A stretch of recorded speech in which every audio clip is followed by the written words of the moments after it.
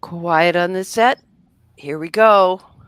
Five, four, three, two, one. Hello, everybody. I'm Dear Myrtle, your friend in genealogy. Welcome to Mondays with Myrt, where we talk about anything and everything that's come across our Genia desk in the last week since last we met. And just a little bit of housekeeping. Next time we get together will not be next week. It will be the 29th of July, a very long break owing to travel and other activities that old Myrt is going to be undertaking with Mr. Myrt. So let me go ahead and introduce the panelists that are here today.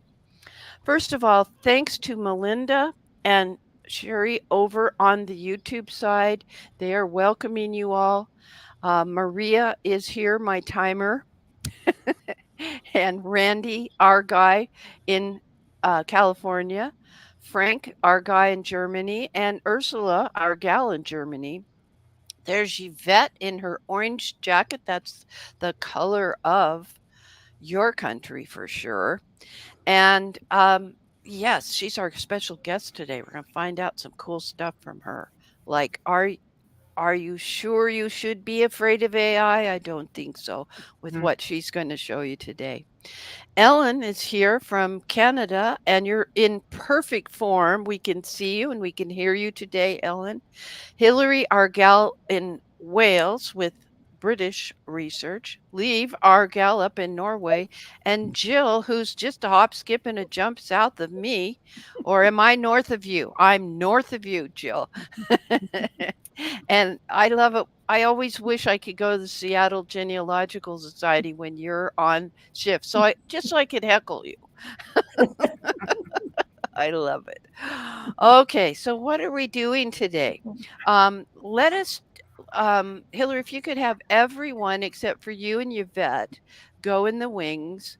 What I will do is go back to sharing my screen and show you a couple of our things going on. We're going to learn a little bit about New Netherlands settlers.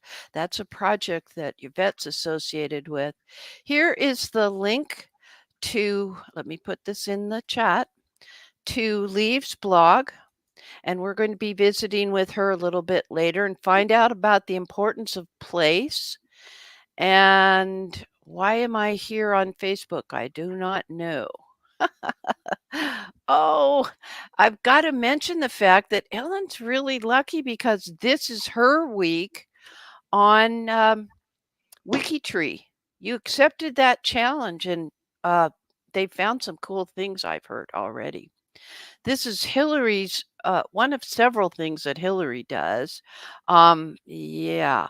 Um, genealogy social at Genealogy Wise, Guild of One Name Studies. Wonderful. Oh, and there's the Wiki Tree announcement. And Ellen, let me pull you up for a second. When is your reveal? Is that this Thursday that they're revealing all their breakthroughs? You have to not mute yourself, dear, when you're up here. I cannot unmute you. I think it's on the 27th. Oh, okay. All right. On the 22nd. Okay. All right. Sounds like a plan. We want to hear from you, but it's going to be that long break before I get back to you. But let us know. Make a post about it and share it over in the Dear Myrtle Facebook group because it's important to me. It's good to hear about these breakthroughs. Okay. So let me tell you a little bit about our, oh, and I forgot my German family. No offense, Ursula. This is her YouTube channel, and pretty cool stuff happening that I can't talk about just yet. I'm being kept, mum's the word. But there will be a big announcement on the 29th of July when we get together. All right. So let's talk. First, I want to tell you a little bit about Yvette. Yvette, you and I have a long history.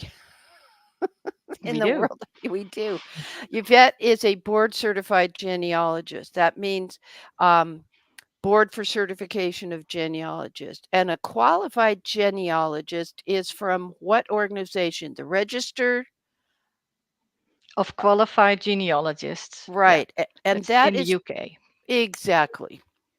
And you live in the Netherlands. And her background is in computer science. And she used to work as an IT consultant for the National Archives of the Netherlands. So she's no shrinking violet there in either IT or in the world of genealogy. She just completed her requirements for her master's degree in family and local history at the University of Dundee. And isn't graduation later this week? Correct. Yes, next Thursday. Yes. Oh my gosh. Well, congratulations.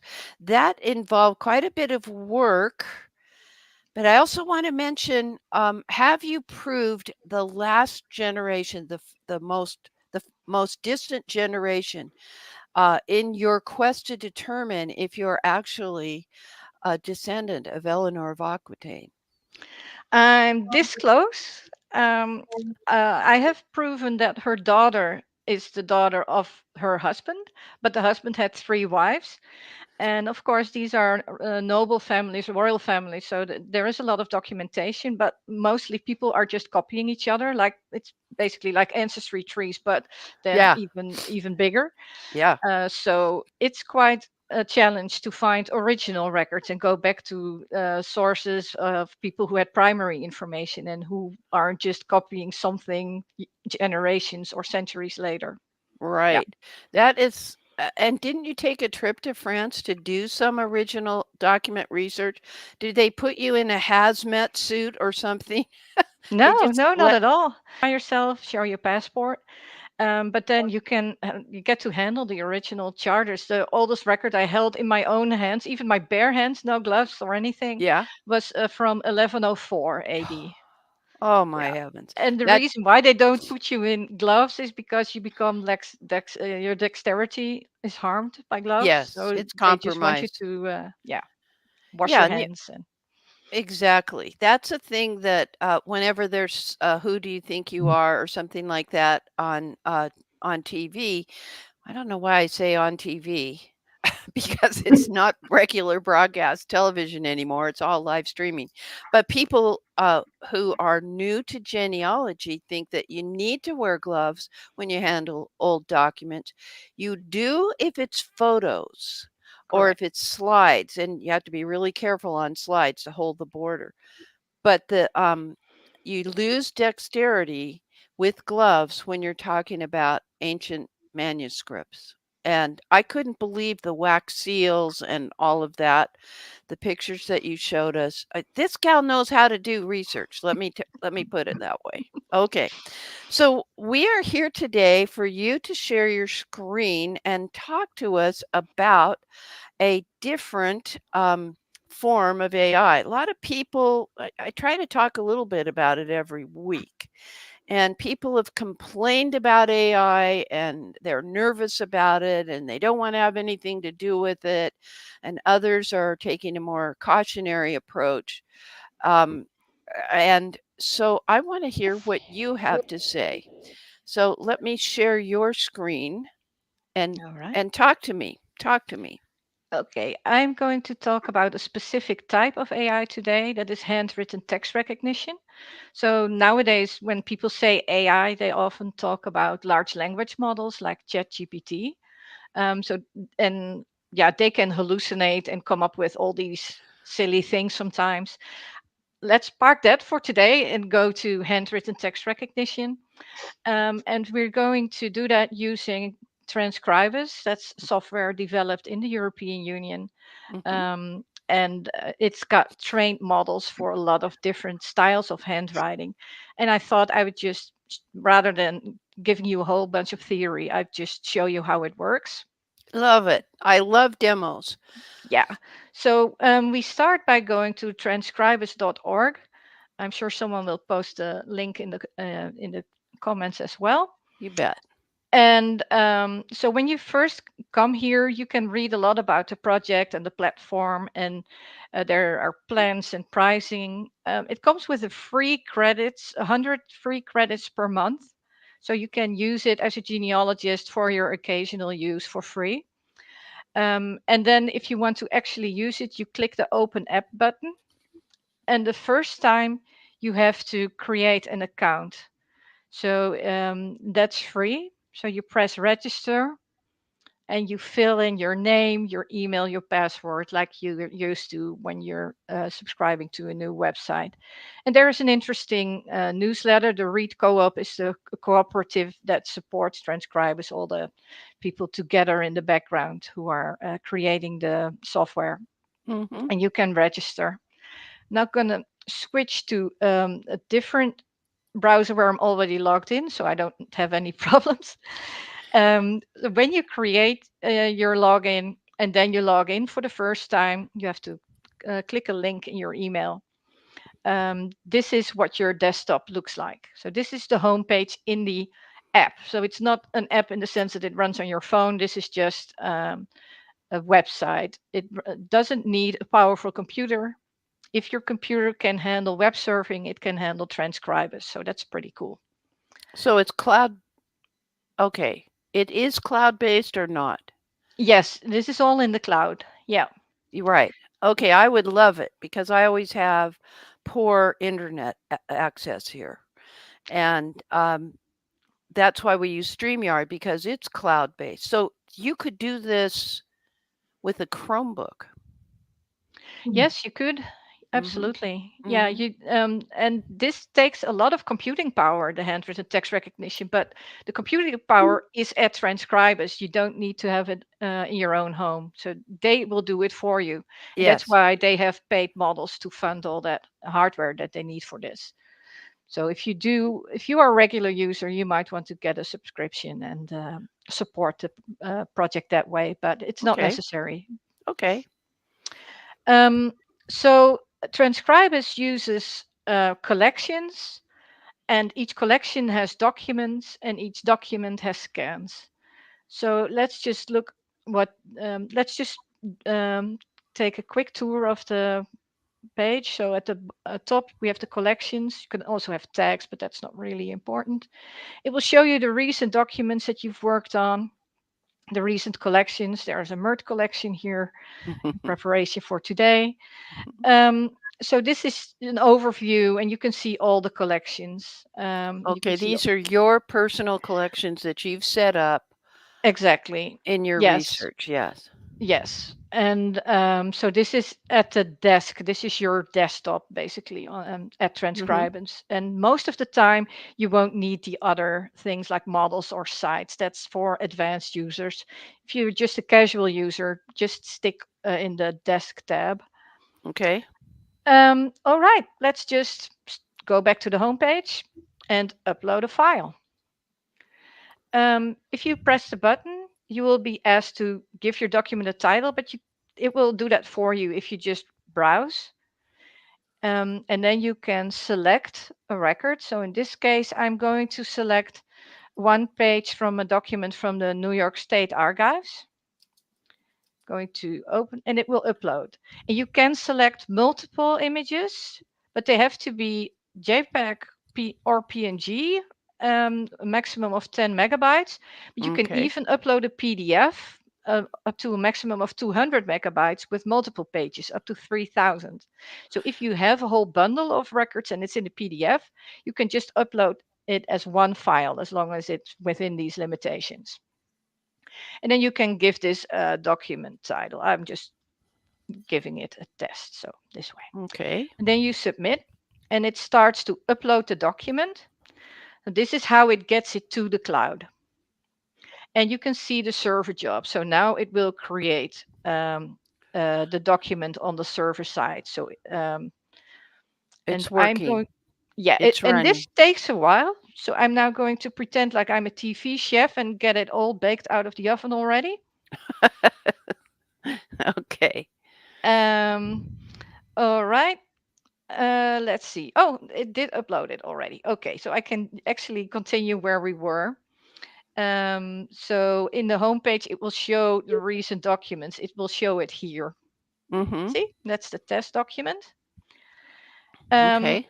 So I'm now in the document view, and this will give a whole list of scans. In this case, I only added one scan to the document, so it only has one. And you can select all of the scans, or you can select individual scans that you want to recognize. Mm-hmm. And recognize means that you are going to use the computer to transcribe the record for you. So Transkribus doesn't translate, it transcribes, which means it turns an image of text of a manuscript into machine readable text, something like that looks like it's typed in Word or whatever. Okay. So let's press recognize. And now the first thing you have to do is pick a model.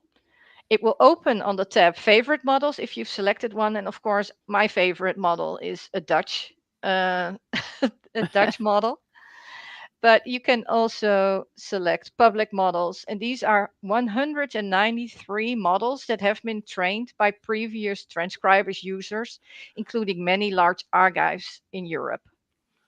And you can see like the German giants, or that's for Germany, German text, or the Dutches for Dutch. There are also models for print. And there is a filter button that you can use to filter for a language. In this case, I'm going to filter for English. Depending on your resolution, this may already be on your screen and you don't need to press the button.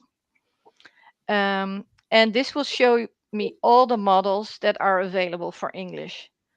And you don't want a print model because that's for printed text. Oh, like from a newspaper or document. Right. Yeah. You can Okay. see a little preview on the right here. Mm-hmm. And this one, the Text Titan, is an awesome model, but that's a premium model that's only available with a subscription. Okay, so, that's what that icon means. Pay up. Yep, a super model. Yeah. Yeah. So I usually go for the English Eagle, which is a model that was trained with almost 4 million scans. Okay. Mm-hmm. And you can see on the right, you can see a little bit about the model. In this case, almost 3 million, almost 4 million scans in the training set. And it has a character error rate, CER, of 8.3%, which means that if it transcribes 100 words, it will probably get an average of, 100 characters, it will probably get about 8% or 8 words wrong. Okay. Yep. That's a good thing to know. And that percentage will change over time. Absolutely. And it will change depending on how closely the record you're trying to transcribe is similar to the documents it was trained with.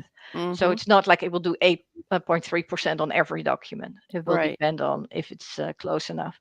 So and then you press start recognition, and you will go into a queue. And I'm 99th in the queue.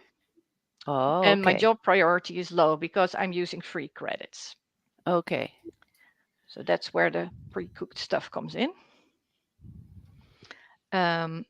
This is the same document I uploaded earlier. Frank, just a minute. Frank, I sent you a note in the private chat. Thank you. All right. Go ahead. And this is what it looks like if you click it after it is finished. This can take anywhere between a few minutes to a few hours. And I've even had one very large document go more than a day. But so it can take a while, especially if you're on the free subscription. And this is the edit view of Transkribus. So this is an editor. You can actually change stuff and fix errors if you see them. Oh, actually, you're typing there in real time. Yep. On top of what, and it's already recognized the form, which helps me. Yes. Transkribus actually does two passes. First, it analyzes the structure of the document. Yes. So in this case, it has recognized several regions. Yes. And then within each region, it recognizes the lines. and then it numbers it over on the right side, so it's easy for you to find where you need to make, if you want Yeah. to make any changes. And you can Wow. click here and it will highlight on the left. You Oh see? my gosh, yes. So even if you are transcribing something yourself, this is a wonderful tool. You can also just use the structure recognition and then do your own transcriptions that way. That's also a possibility. Good And heavens. if we look, it's pretty good. It's not perfect. Let's see. Like we have here, Richard Nichols, Esquire. Um, it did recognize Esquire, but it doesn't do the whole superscript. Yeah, I see, but that's livable. Yeah, and this is actually which, WCH, and it's transcribed as WTH. Mm-hmm. So there are small errors, but I mean overall this is pretty good. Of course, this is a very neatly written record, Mm-hmm. and the easier your record is to read, the easier it will be to transcribe. Mm-hmm. And also the quality of the scan is very good. So not only is the handwriting neat, the scan is also high quality. Mm-hmm. So as with everything in AI, garbage in is garbage out. So the better quality you put in, the better quality you get out. Well, and even so, that was very quick. And I mean, I can read that side, but I would be making typos if I were transcribing this myself. Now Yes, all I'm doing is looking to see if there are typos line by line. yes. So this is a different way of accomplishing. Um, all right, let's go look at a few comments before we go Sure. too much farther. That's what I thought. Okay, Monta asks, does transcribers translate an old language like of Norway and how today's Norwegian is different from 75 years ago? Boy, that's a challenging question. No, it's not really. Um, transcribes whatever it was trained on. So if there is a model that used Norwegian from the 1500s, then it will transcribe Norwegian from the 1500s. There is a professor in the Netherlands who has been using 13th and 14th century records to and then training a model in Transkribus, and it can now do 13th and 14th century Latin records from the court of Den Bosch. So it's, Amazing. yeah, and you can see if you select a model, many of them will actually say what centuries it was trained for. So the model that I have now, English, the English model that I chose is trained from the 1600s to the present with So to text get the from. double S and all of that, that's peculiar to earlier. Yeah. Yep. Yeah. Okay. Our friend Louis Kessler up there in Canada says, does Transkribus interpret letter by letter or does it understand the language and try to match words and names? That's in my experience, it's mostly doing it letter by letter, but it does look at the context a little bit. This Oh. is, if we look behind the scenes, it's trained using a neural net. So we just expose it to whole lines of text. The same that we see this record now is also how it's trained. So it knows this region of text, this line corresponds to this line in the transcription, and that's what that feeds into it. So it will start to then recognize, this character often corresponds with E, but it will also train a little bit in words. Mm-hmm. Like if words are common, it will start to imprint on those. It's like the way a baby learns a language. You imprint it by exposing it to multiple examples. Again and again. Yes. Yep, 4 million And times in this case. yeah. And so it's doing theoretically, I mean, I'm trying to get this in my brain letter by letter, but it's looking forward and backward like our email programs try to anticipate what you want to say, or if you keep typing, then it recognizes, oh, you meant THERE, not THEIR. that kind of a thing. Yeah, it's more like it will try to match what you have with all the stuff it's learned. Like, what does this resemble? Oh, this letter form resembles this in this word, so it might be the same word here. So it's yeah, and the training of the models is already done for you. You can do it yourself in Transkribus, but a lot of training has already been done. So as a first time user, I would just use an existing model, but it's also very easy to train your own models here if you have a lot of records. You need at least 20 pages of transcribed stuff in order to teach it. Oh. So Paul is there in California saying, so does it recognize the thorn or the long S? Well, we said the S in colonial time. So Old English, yes. It will if it's in the trained model. In this case, it has amongst the, but that's just written as a Y, not in the thorn form with like Paul now has in the chat. Yeah, yeah. And then it will not think, oh, that must be the instead of ye, Yeah. because it just looks like a Y. But yeah, if it's in the training set, if it's trained for that, then it will recognize that. Absolutely.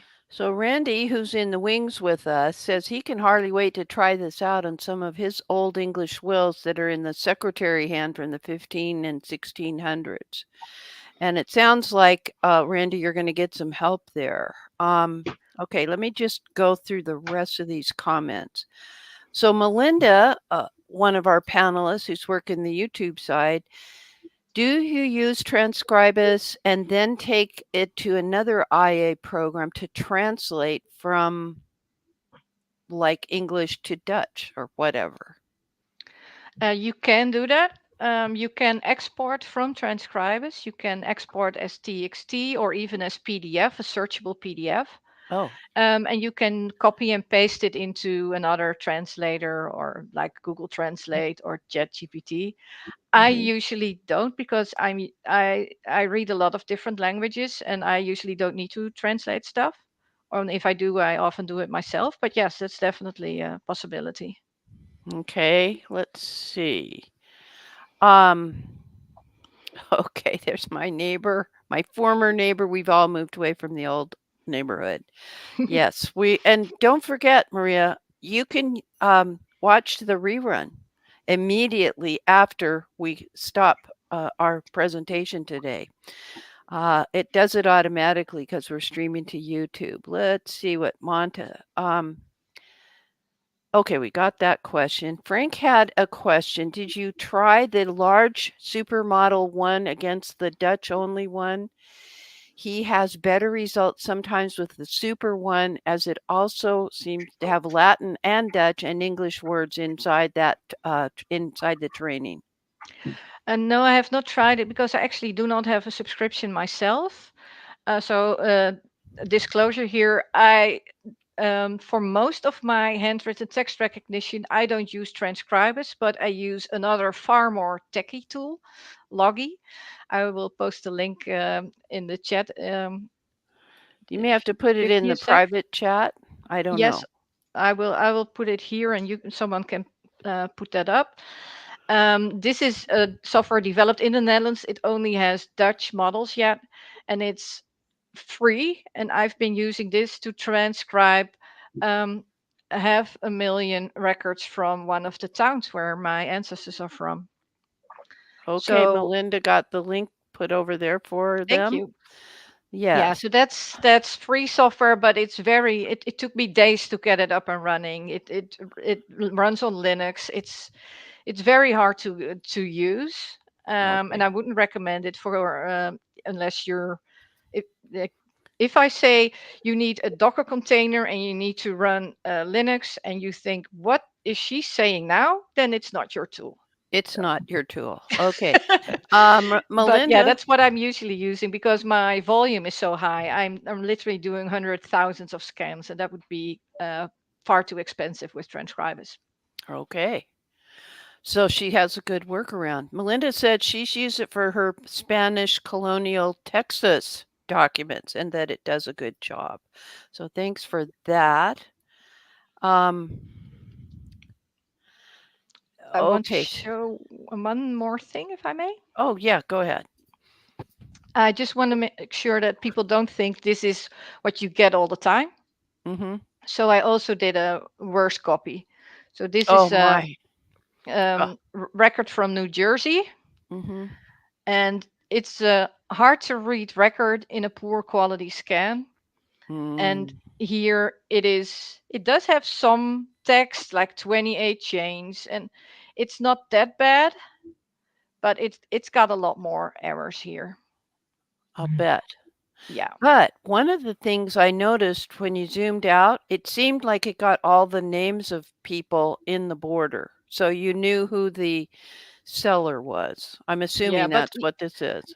yeah, although Land here records. it's read butcher as brilcher, so Okay. it's not perfect. But yeah, this is, I think there are two main use cases for this type of technology. The Mm-hmm. first one, and the one that most people think about, is transcribing records, right? I have a Mm-hmm. record, I want a transcription. Mm-hmm. Um, but the other is making records searchable. And I think that's where the real power is, where this technology really shines, because it only has to transcribe it correctly once in a document for you to be able to then find this record, right? So tell me what you do with this right side of the screen stuff. You mentioned Okay. that we could save it. Tell me more about that. Well, so you can edit you can fix the errors here on the Mm-hmm. right. Mm-hmm. If there are layout errors, like if it got the lines the wrong order, you can Oh. change the order. Oh. So that's this button on the right, the layout Uh-huh. button. Yeah. And if you go, I'm not going to save right now. So in this case, I have this whole document with multiple pages. Yes. I can select all of them and click export and say, I want to transcribe as PDF. And this Okay. will create a searchable PDF with all the images and the text. Or you can say, I just want a docx file. It will create a transcription in the Word file format, or you can have it in text format, Mm-hmm. just Mm-hmm. plain old text. And this is how, if you want to use the transcription in another context, like if you want to use it for translation in ChatGPT, for example, you can do it this way, or you can Mm-hmm. just copy and paste from the edit screen. So yeah, and then Mm-hmm. you can just start the export, and you will get the download link via email. Okay, I like the one where you get the image plus the transcription. So that's the Transkribus PDF. PDF. Okay. Correct. Let's see what we've got. Oh, thanks, Melinda, for sharing the GitHub link if people are into Linux and doing that. And Louis says that poor quality example is about the best you can currently get with Russian records. Deneen, Yeah. hi Deneen, works better than the default AI translation in my scanning software. Interesting. Might tell us what that scanning software is in a subsequent comment. Also helps us set language to English rather than German, which happened in the first attempt. Yeah, very well thought out, this whole thing. It's pretty amazing. Valerie says, just like we have to check our own work, Yvette's example of a poorly scanned document, we must check everything in the translation. Yeah, and the And transcription in this case. Yeah. yeah, transcription and not translation. Okay. And I would never be able to qualify in the translation department. Transcript. Okay. Jill says you've convinced her she's going to try this again. She was unsuccessful the first time. I love that phrase, picnic, person in chair, not in computer. So, I it, know there's problem in chair, not in computer. yeah, I hear you. All Yeah. right. Yeah, Um, one of the things I know I've thought about that may explain why mostly Americans have trouble using transcribers is these documents are trained in Europe and our handwriting is a little bit different. It like the language itself, the way people write letters has diverged over time between Europe and America. So as more people train models based on American samples or those Russian records that are so hard to do, Oh, yeah. you can get a model that's not perfect, transcribe 20 pages with it, fix those transcriptions, and then Yes. train your own model based on the old model, but have those newly corrected scans to create a better model for specifically those records. That's something you can do with Transkribus. So that makes perfect sense, to not waste what you've learned by going through and correcting. And then I did see a button that's, what was the button? To Train teach or model. train model. Okay, it was actually the label meant something. Fancy that. I love it. Wow. Okay, so let's Hillary, you've been using Transkribus. What have you been doing with it? Tell us a little bit. That's why I asked you to stay up on the screen. Yeah. I was working on transcribing a will from 1640s, and apart from the fact that some of the language may not be familiar, I wanted an easy way to sort of quickly get the transcription done so that I could go through and look at it. But I did find I had to go through every single row and find corrections and things, because obviously the language is different in that time as well, and it didn't always recognize things like the thorn and that. So but then I did will transcriptions separately after that, because I've got a bit more familiar with it. But yeah, so I've used it, I think I only used it for one in the end, because a person who I was working with suggested I tried doing the transcribing myself from scratch. But some of the images, like I think I downloaded an image from either Ancestry or from the National Archives in the UK, and they're more photocopy type ones, and so it had problems with the image as well. So yeah, those mostly black and white. They're very low quality, the ones from the Discovery at the National Archives of the UK. yeah. And they can be harder because that's not the type of record it was trained with. Yeah. Yeah. Wow. They're much better for the ones that I've got some Hampshire ones that they've got on Ancestry that have recently been scanned, and although they're more recent ones, they read those they're much better with that one, because the language is a bit more what we'd expect now as well. So yeah. I'd like to step back a little bit and put this in the context of AI and the generative AI that can hallucinate, and think about the corrections that we saw Yvette was in there ready to make, etc., and about teaching Transkribus to work. It doesn't imply, it's obvious that we are still in charge of our research. We do not rely totally 100% on AI to do that transcript for us. And in your presentation at NGS in May, Yvette, you made a sentence. You made a very good statement, and I would like you to give it to us again about how we should be viewing AI. Yeah, treat AI as your intern, not your consultant.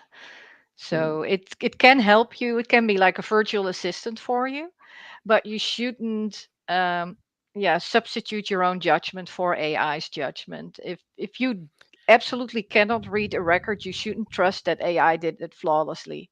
It can help you be more efficient, but always remain in control of the final product. Do your own quality assurance. I totally get that. I think if I were to worry about anything with AI, it would be that we may be the last generation that uses their brain. If people don't recognize exactly what Yvette's talking about, that they're interns, that they're new kids on the block. These are just computers. We're still bigger than they are, and we still have brains to use. Yeah, very, very interesting. Well, thank you, Yvette, for joining us today. Anything else that I forgot to ask in the way of a question that you'd like to say? No, I just want to say, give it a try. I mean, there are different models. If one model doesn't work for you, try something else. And I mean, we're used to working with imperfect tools, right? We're used to working with Ancestry that gives great hints intermingled with not so great hints. Mm. We can still tool can still Yes. be useful if it's not perfect. So give it a try and don't be afraid. Don't be afraid. Yes. So I have a comment here we need to bring up. Um, all right. Betty Lou says, as someone who indexes a lot, there will always be some handwriting where an O and an A and a U and an N are nearly impossible to distinguish. Yeah. And thank you so much from Valerie, and good to see you. Anytime we get to visit with you is a good time. Come back any old time just to hang out as you wish. I don't know where Thank you you. are in your day, but if you want to stick around, you're welcome to it. Otherwise, thank you so much for joining You're us welcome. today. Okay. Thank you for All right. having me. All right. So, Hillary, let's see what's next on the docket.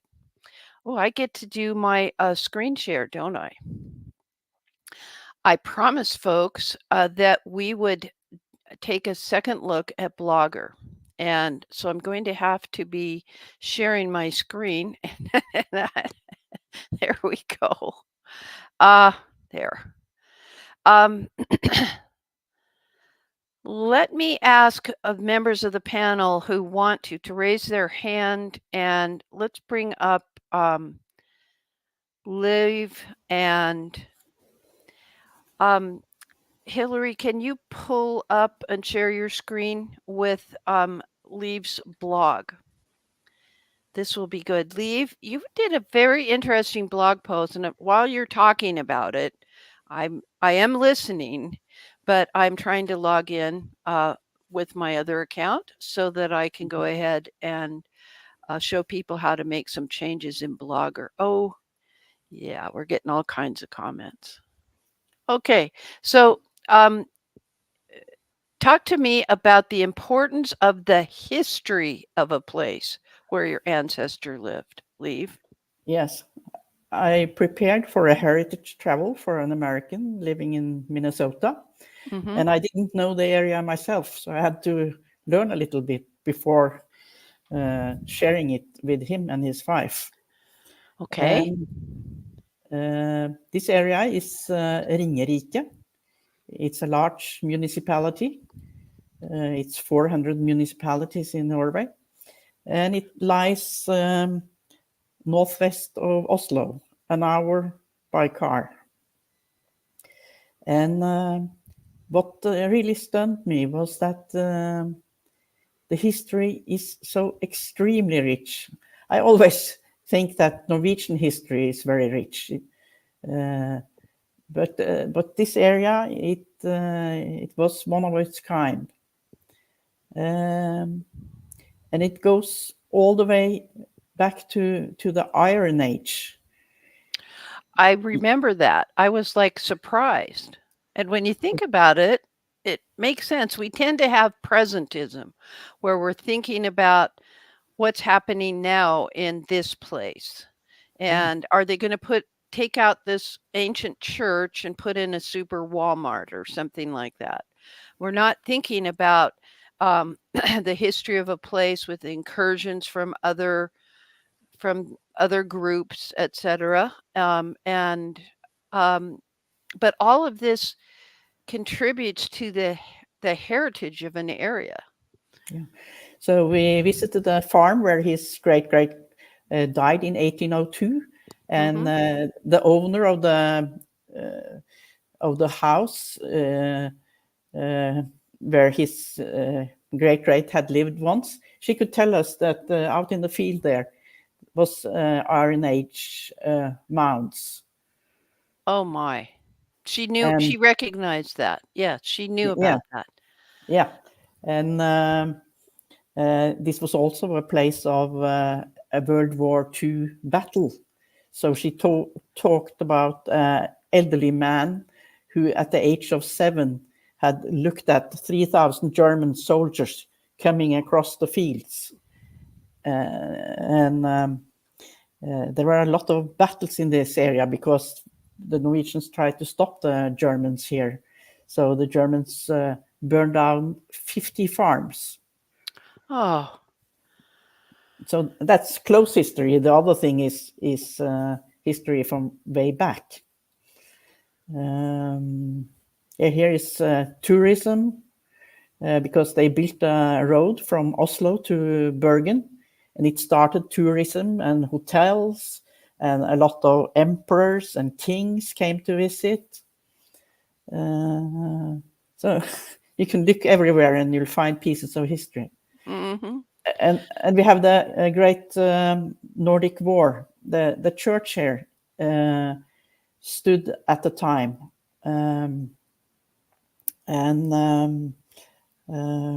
what was I going to say?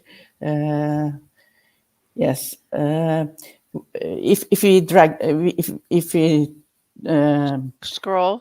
No. Okay.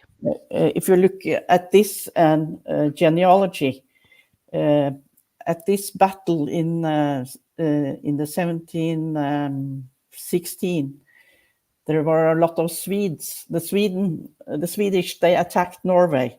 So you might have some ancestry which is Swedish, because they didn't only fight, they did other things too. Mm-hmm.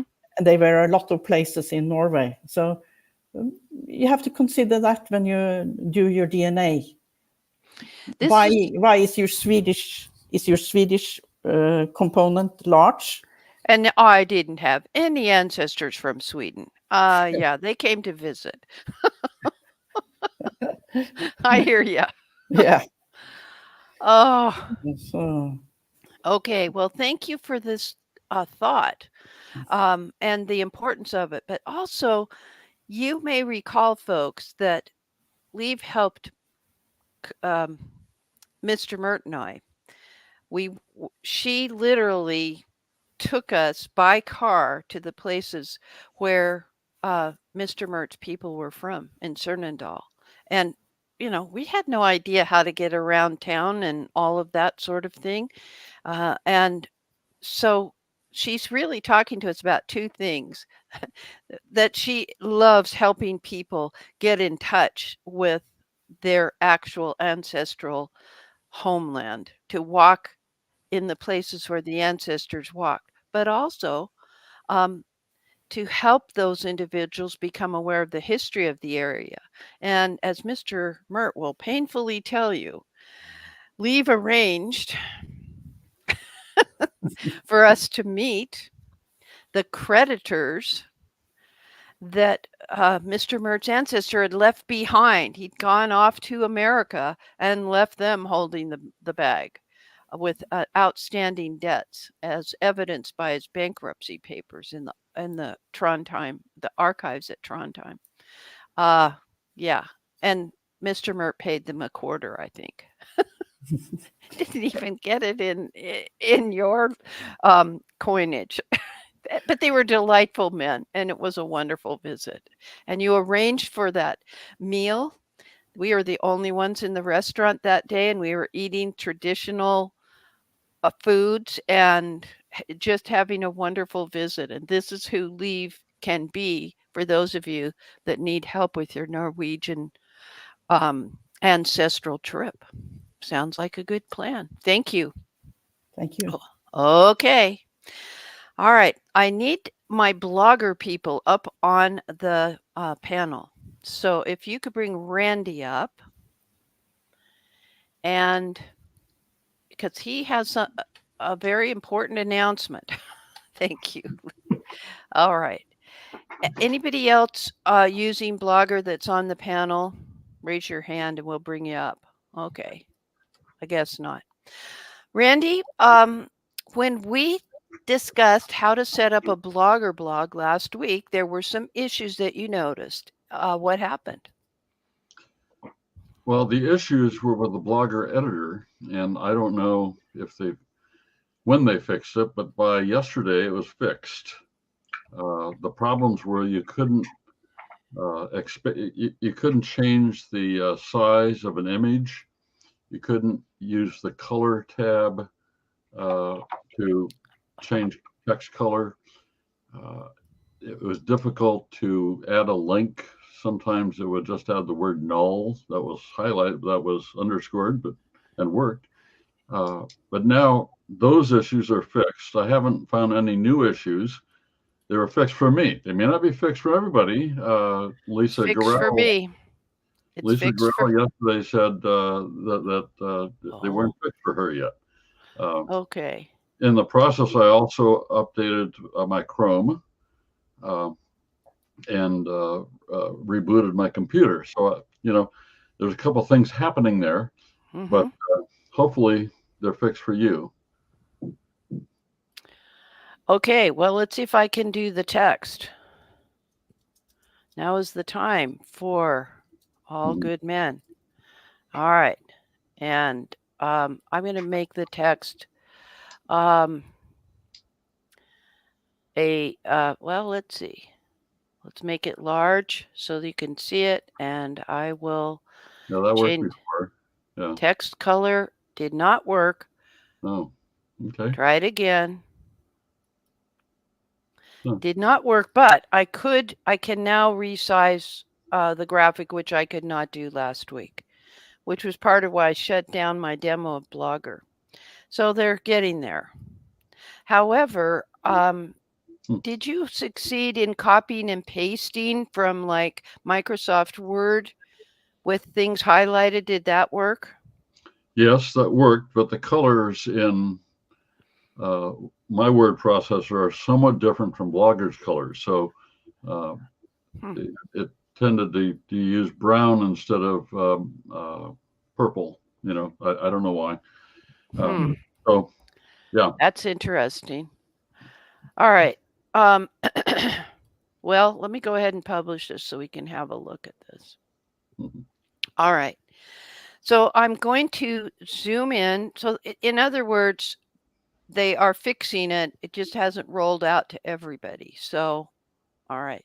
Let's view the blog that we created last week. I'm clicking view blog and opens up another tab.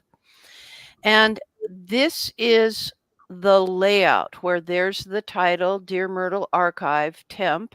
Now I've turned off my ability to have it be spidered by browsers because I'm just playing to demonstrate. But there's the title, and it looks just like email when as a subject line. And there's my now is the time for all good men, and here's a place for comments by default. And it already has an archive of posts that I've written, but there's only one in June. You see that here on the left side. Now, it is possible to search this blog. I don't know. It's very, very faint. There's the word search. And over here, we can search for good men. Well, that won't work. You have to spell it correctly. It's funny how search engines are. Anyway, and it gets us right there. Okay. What it's doing is giving us a preview of a very short blog post. Had this been paragraph after paragraph, I could have put a very good, tantalizing sentence at the beginning, which you always should consider doing when you're blogging, because you want people to see a graphic and then be enticed to click to read more. But today we're going to talk about changing the layout.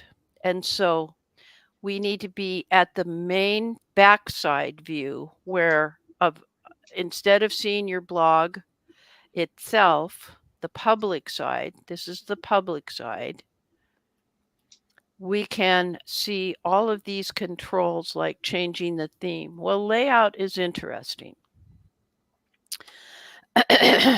Okay, we're clearing this. Okay. Right now, there are things called gadgets. And gadgets are different things. Like listing who your followers are, or maybe it could be an image from your computer. Like if I put it there, I could go search for the image and there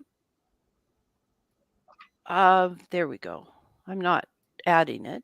And then that is what would appear instead of this About Me profile graphic or gadget. I'm not interested in this position. This is the top, and I would like my blog archive to be in the top. Do you see how you can move these around? And About Me, I would like to move down, but it doesn't want to move it down. So I'm going to remove About Me in this position. So we're going to turn off that widget. Okay, so we have widgets and we have gadgets. And I don't need that. All right. It's also entirely possible to rearrange where the search goes and where the header is. Like let's modify the header. When you click the little pencil, it gives you the option to then add an image if you wanted across the top, put it behind or in front of. There's very dynamic ways to deal with that. But I don't want you to worry about that as much as you, I'm thinking of you, Maria, that you're going to be nervous. I turned off the profile at About Me at the top. Just I turned that off. That's why it says it has the I with a line through it. It's grayed out. But I would like it somewhere on the sidebar. So it's now a gadget, About Me, and it's at the top, but I'm going to move it. And let's edit it. Okay. And if what you have is another page somewhere on your or a post that's about you, this is where you can insert it by showing the location. We're not going to save that. We'll just cancel it. Let's look at some of the other gadgets that are kind of fun. We know we want the blog archive because then the last 8 or 10 options are, or a blog post will show up. I definitely would put the blog search there, particularly since not a lot of people could see that on the top. Remember this part where we had a little search icon, the magnifying glass? I clicked it and then I could type in search this blog. Very hard to see it. Remember we talked last week about considering your audience. Let me save all this. There's no save button. Oh, there we go. Save. Do you know what that is, guys? My grandkids would not know that that's a floppy disk, a 3.5-inch floppy disk. So that means save. So we've saved this. Now let's go look and refresh the page. And there's the archive. When you click it, it shows. But there we go. I must have zoomed in. Let's see. No, I'm 100%. Search this blog is available right here, easy for people to see. Let's go back up under layout. Come on, little computer, we can do this. It's at the very, I'm going to put it up here by the blog archive, in fact, above it, so that it's right up front. Okay, let's look at some more gadgets. Whoop. Okay. You can display a list of standalone pages on your blog. Now, I want to talk about the difference between pages and I'm going to change my focus here so that I can talk to you person to person. Okay. All right. Pages are something that are your standard static. You always want them to be easily accessible things like your contact page. Now, my contact page, a page looks an awful lot when we open it. Oh, I still have unsaved options. Let's leave it. Okay, there are no pages. We want to create a page. Pages, like a contact page, you want it always available. It can appear as a tab across right underneath your themed header. It might appear on the side navigation bar, just depends. And in having that, people can find you and figure out how to contact you, etc. Randy, jump in here. Yeah, I use Pages to curate the sets of my blog posts, my genealogy, my transcriptions, my biographies, the favorite links, etc. It's very handy. That the challenge is to keep them updated. I tend to do them at the end of the year, but and that takes some time. But it's handy. I mean, okay, we'll show it on your post on your blog. The other thing to do is to make labels, and I imagine you're going to get to that. Well, not today. Just we're working on layout. Okay. So these are they work a little differently in WordPress because you can automatically assign them when you create a post. So anytime you do another best of, you're saying you have to manually go in and add it to this page. Yeah, every time I change the best ofs, in that case are for a year. So I have best of posts for the last 16 years, Yeah, so it kind of goes on for a while. Yeah. All right. And then this is your personal genealogy and who some of your where your online trees are, so that people can get in touch with you. There you are with your pedigree chart, which is okay because both of your parents have passed on. And I guess everybody knows, yeah. Anyway, these are the presentations that you give. And so this is the logic behind why you would have a page. That way people aren't going to be searching Randy's presentations. That's something he wants to have right there on this upper navigation bar in the way of tabs. And these can be rearranged. And then where you're planning to be, you need to put us down Mondays with Myrt whenever she's on.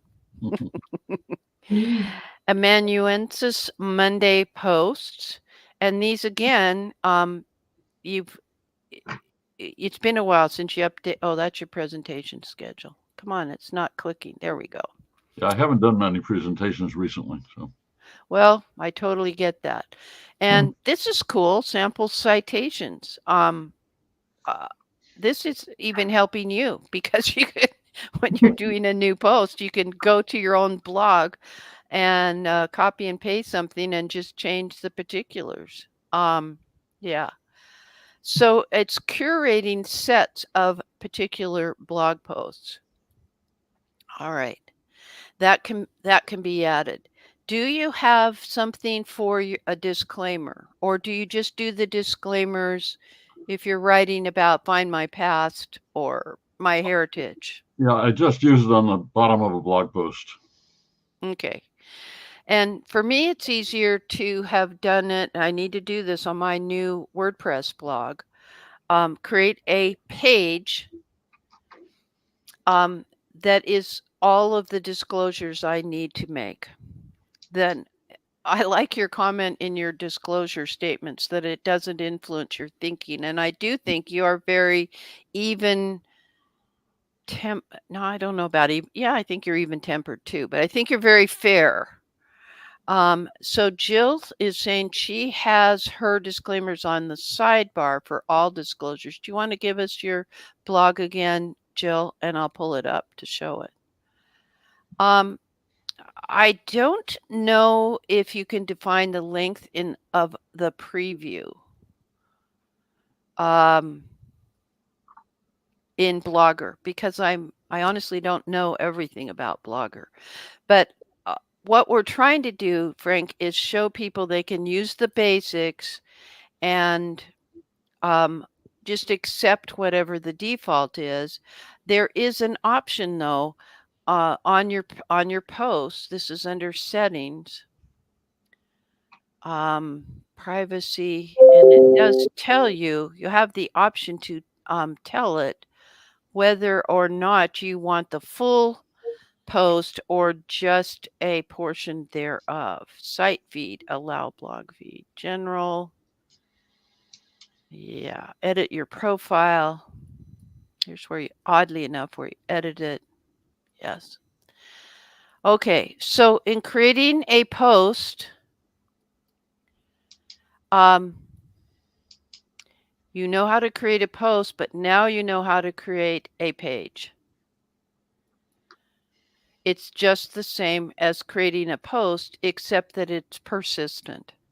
Doesn't scroll off the list. It's going to be there, and we can adjust that in our layout. Now, here's where you adjust it in your layout. When you have pages and we need to turn them on, at the top, we'll make one for home, and it will go to whatever is our temporary. There's our URL. This you're going to want to do, Maria. Oh, it remembered. Okay, and here's where you decide, do you want it to be tabs or do you want it to be a list of links on the side? I like tabs. So we are, let's add another item.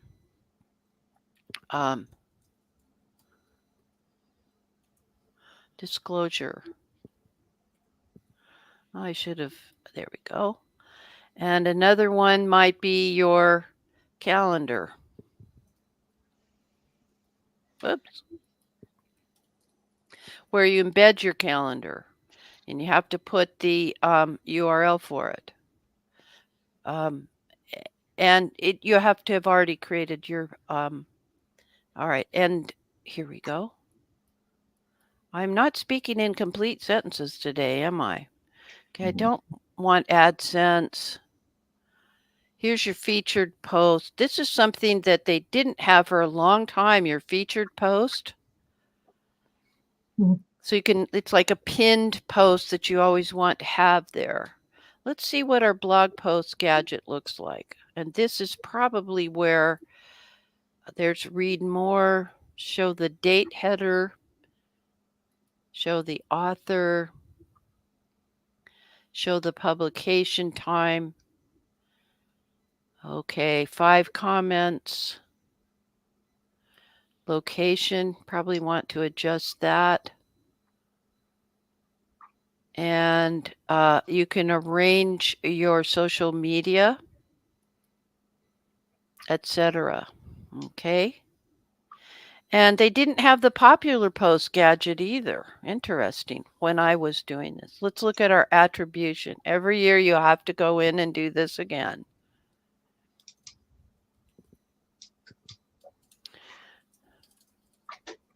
And Maria, let's pull Maria up. I want to pick on her a little bit.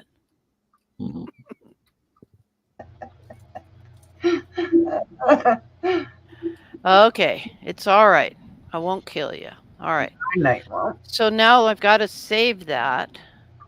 And let's refresh so you can see that I have, in very tiny letters, there's my copyright. Now, I can change those settings so that that text at the very bottom that I just highlighted in blue that nobody can read, I can change that. That's a kind of an intermediate to advanced setting. All right, somebody says we have, okay. I can't pull that link up. Let me see if I can get it here. There we go. We'll look at Jill's. Okay, so she has a post or a blog. This is an individual post. It is not a pinned post, is it? Yeah, it's December 10th. It might be a pinned post. She has accepted AdSense advertising. She has inserted a calendar, and she has inserted, go ahead, Jill, let's pull her up.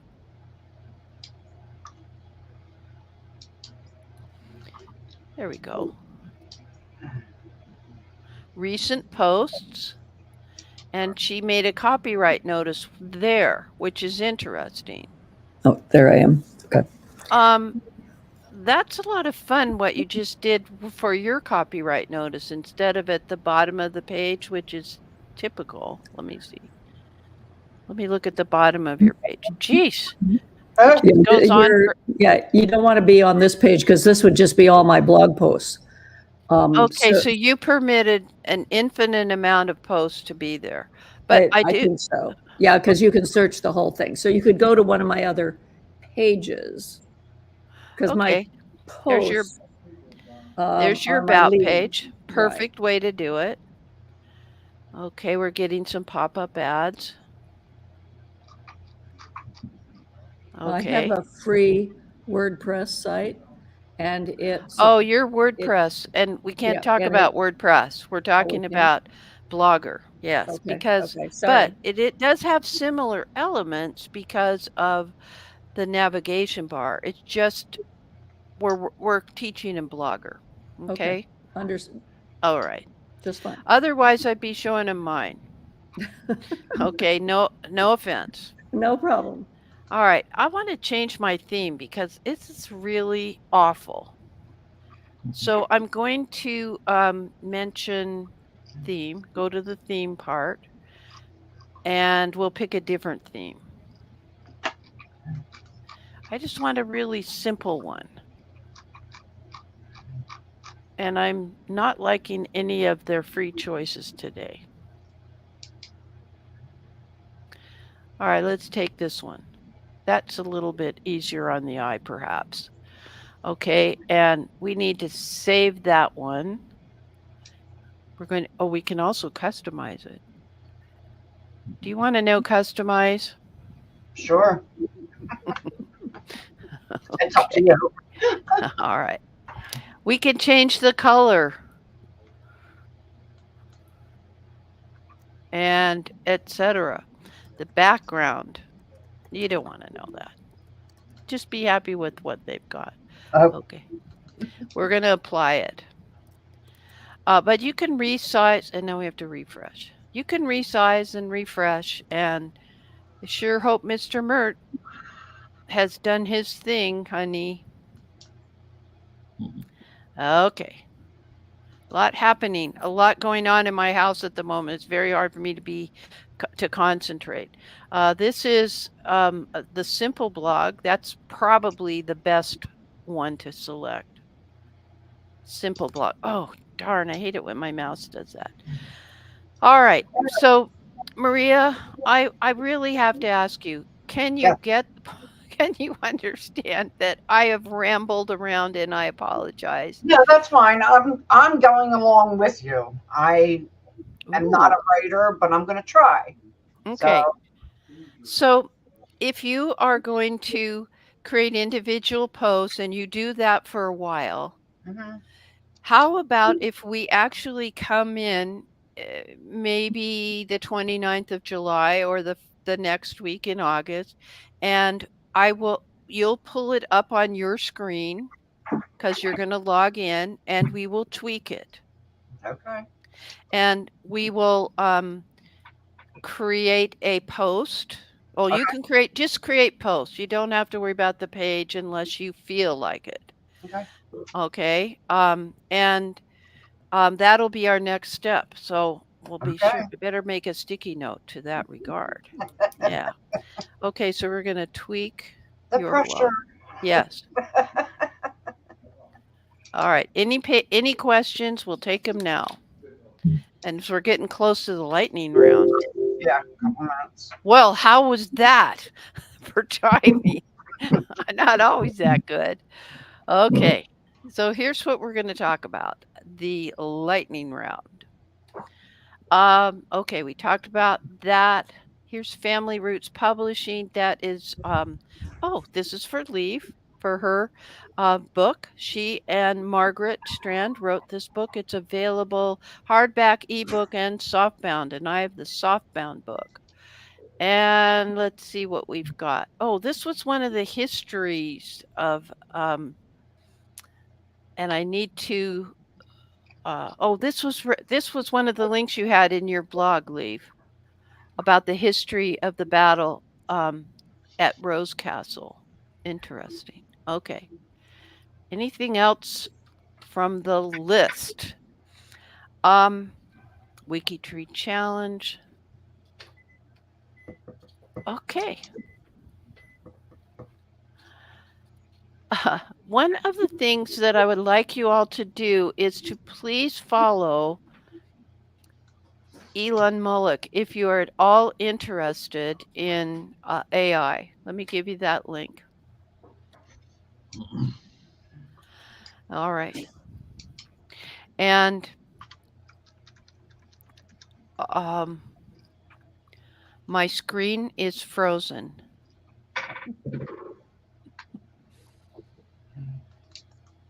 My screen is frozen. All right, I can put the link in the private chat, and then somebody will have to copy it. It's frozen. I believe that's it. I'm muted. It's okay. Oops, I'm back.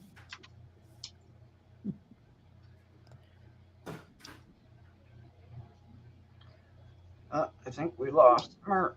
Yeah. Okay. Yeah, we have lost Myrt. Yes, because she did say she had internet problems, and that I think she's done most of it. I can share the screen. I can present. Yeah. Let's see. Present. Somebody wants to put it over to the side. I put the link in the private chat. All right.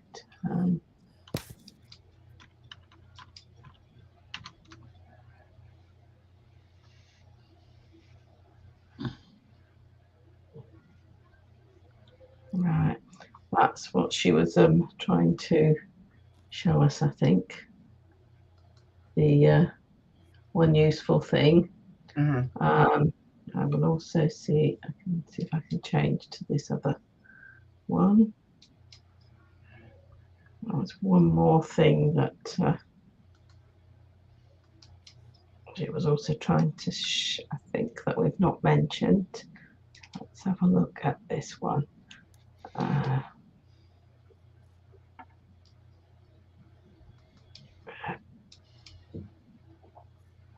Yeah, this was another one that she wanted us to see, the New Netherlands settlers. I think this was, yeah, I think this was another thing for the lightning round. If somebody can post the link. Yep, I can do that. New York, right? Yeah. Yeah. This is what Yvette's, I think.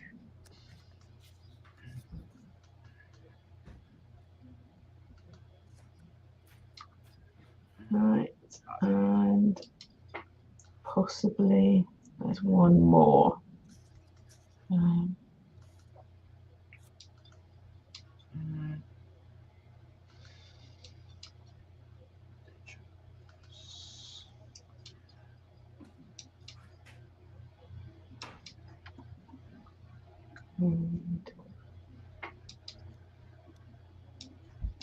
I think this was the other one that she was looking at.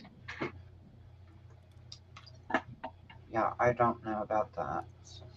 Mm.